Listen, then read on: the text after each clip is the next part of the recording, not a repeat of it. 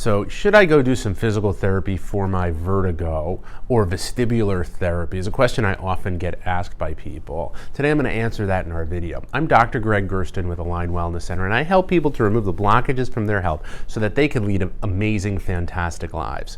Physical therapy or therapy for vertigo is a common thing that winds up getting prescribed.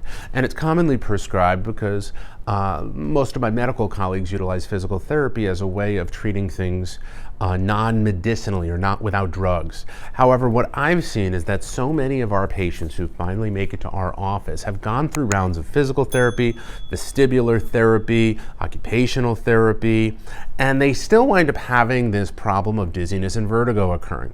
Now, the reason that that winds up happening is because physical therapy or vestibular therapy miss several of the key foundational components that wind up causing vertigo. If you want to find those 4 things that trigger vertigo or contribute to it, check out the video I did up here on it. It'll help to answer all your questions on it.